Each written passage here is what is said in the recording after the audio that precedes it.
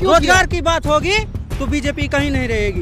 नौकरी की बात होगी, आर्थिक घोषणा की बात होगी, कहीं नहीं होगी। देश में 18% जो जीएसटी जो एजुकेशन पे लगा है, गरीब का बच्चा कहाँ से पढ़ रहा है, पढ़ सकेगा। प्रधानमंत्री का कार्यकाल में अभी 14 से लेकर और आज तक बेरोजगारी बढ़ती ही जा रही है, जीडीपी दर गिरता ही जा रहा है, देश के लोग आर्थिक रूप से कमजोर होते ही जा रहे हैं। मगर इस सरकार को इससे कोई मतलब नहीं है। मतलब है सिर्फ वोट बैंक से कि मेरा वोट बैंक कैसे आए, किस तरह से वोट बैंक को मजबूत किया जाए, बस उसको इसी की फिक्र है। राहुल गांधी की भारत जोड़ो न्याय यात्रा बिहार आ चुकी है और अब से कुछ ही देर में राहुल गांधी यहाँ से निकलेंगे। यहाँ पे लोग उनका इंतजार कर रहे हैं उनकी एक झलक पाने के लिए, क्योंकि न्याय यात्रा अब बिहार से गुजर रही है। बिहार की सड़कों पर न्याय की जो गुहार है वो राहुल गांधी लगा रहे हैं। तो मैं लोगों से जानना चाहूँगी कि राहुल गांधी ने ये जो न्याय यात्रा शुरू की है, इसकी इस देश में अभी हाल फिलहाल कितनी ज़रूरत थी, क्योंकि मोदी सरकार के कुशासन से लोग परेशान हैं अभी इस वक्त।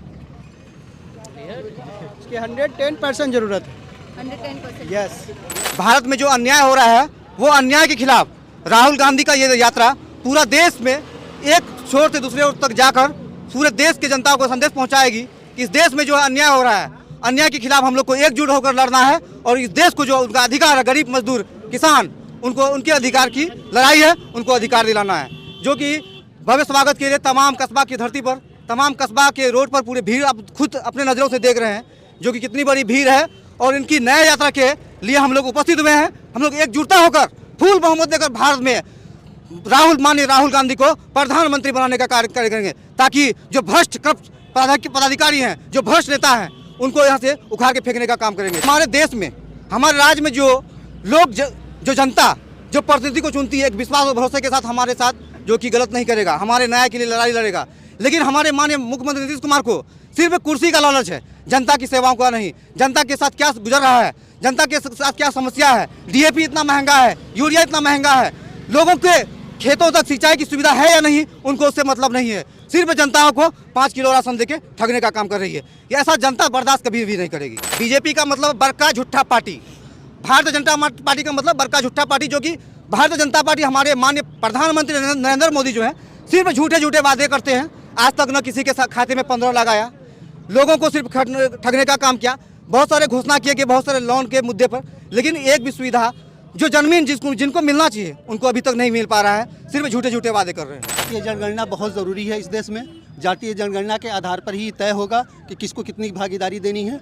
और जहाँ तक बात है बेरोजगारी की, तो खैर इस प्रधानमंत्री का कार्यकाल में अभी 14 से लेकर और आज तक बेरोजगारी बढ़ती ही जा रही है, जीडीपी दर गिरता ही जा रहा है, देश के लोग आर्थिक रूप से कमजोर होते ही जा रहे हैं।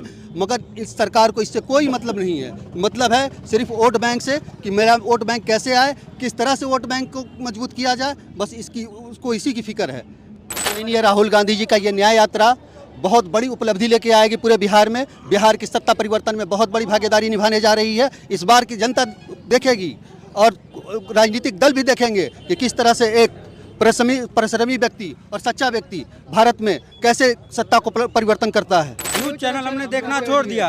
हम लोग आज से 2014 तक हम लोग बाईकाट गोदी मीडिया, बाईकाट गोदी मीडिया, बाईकाट 2014 तक हम लोग कंटिन्यू डेली न्यूज देखते थे। बट अभी ऐसा दौर आ गया है कि हम लोग को अब सोशल मीडिया पे ही देखा जा रहा है। शुक्र है कि देश में यूट्यूब है, नहीं तो आज राहुल गांधी कहीं दिखाई नहीं देते।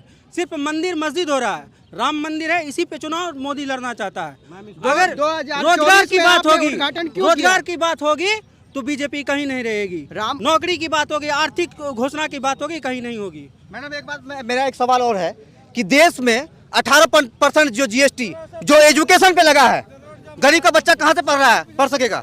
जिसके पास रुपया है वो देश में विदेश में पटना दिल्ली मुंबई में जाके पढ़ेंगे। ये देश में जो है समस्त शिक्षा को जो है बर्बाद कर रही है। 18% जीएसटी लगा के, जो कि एजुकेशन पे तो कॉपी कलम किताब जितने भी विद्यार्थियों का यूज होने वाला सामान है, ये 18% जीएसटी बिहार के तमाम देश के जो युवा है, जो स्टूडेंट है, जो विद्यार्थी हैं, वो कभी बर्दाश्त करने वाले नहीं है। देखिए जैसे कि देख रहे हैं देश में कितनी बड़ी बेरोजगारी है। ये बेरोजगारी इतनी ज़्यादा में तेजी में से बढ़ रही है। लेकिन देश में कह रहे हैं कि चाइना जो है बहुत बड़ा आबादी वाला देश है, लेकिन वहाँ बेरोजगारी कहाँ है। भारत मान के चलिए दूसरे स्थान पे है थोड़ा देर के लिए आबादी, लेकिन भारत में बेरोजगारी दिख रही है भाजपा नेताओं को, तमाम नेताओं को। लेकिन चीन में देखिए वहाँ पे टेक्नोलॉजी है, हर एक चीज़ का सुविधा है। अगर वैसा टेक्नोलॉजी हमारे देश में लाया जाए, क्या हमारे देश से बेरोजगारी नहीं हट सकती है? क्या हमारे देश से का कोई भी नेता हो, हमारे देश से बेरोजगारी नहीं हो सकती है? यहाँ पे मुसलमान 3 चीज छोड़ के किसी पे बात नहीं कर सकते, 5 मिनट भी किसी पे नहीं बोल सकते। देखिए, भारतीय पाकिस्तान, जनता पार्टी मुसलमान, का आतंकवाद छोड़ के कोई भी मुद्दा इसके अभी तक कोई भी प्रिंट मीडिया, इलेक्ट्रॉनिक मीडिया, कोई मीडिया यहाँ पे नजर नहीं आ रही। आखिर क्यों नहीं आ रही है?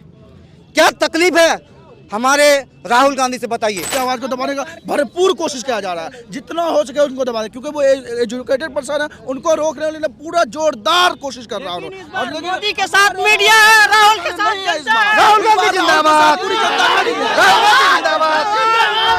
न्याय का हक मिलने तक।